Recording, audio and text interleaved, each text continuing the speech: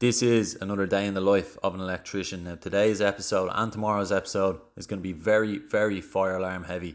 So if you don't do fire alarm regularly, you'll definitely learn something in the next few videos. Over the last few days, we've been doing as much work as possible out in the field without actually breaking into the loops. As mentioned in the video on Monday, we went to wherever the end of line was, took out the end of line resistor, added on from that point, and then moved that end of line resistor to the new end of line. Also, very quickly, end of line resistors are for sounder circuits only, and end of line capacitors are for the zones. I actually kind of misspoke there on Monday, but the principle remains the same, so we'll move on from that.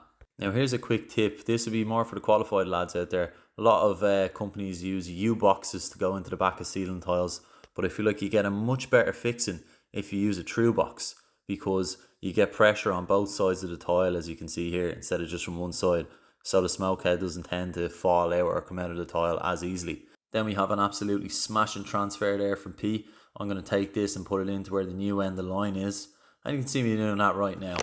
As we were adding in these end of line resistors, we were going down and turning the panel back on as we did each change, and we were checking for faults.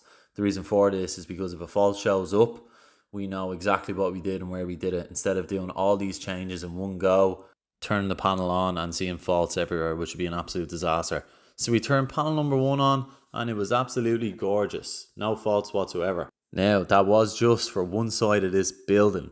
There is actually another fire alarm panel on the other side of the building that controls the entire other side. And when we turned that on, there was a fault on a sounder circuit somewhere. Now, it's not all sunshine, lollipops and rainbows in this job. So we will get into fire alarm fault finding tomorrow, and I'll tell you where I went wrong, because I was overseeing the lads, so it is my fault, and we will figure out where we went wrong, how to fix it, and maybe how to avoid it in the future as well. So that's been it for today. I'll see you all for what should be a very interesting video tomorrow.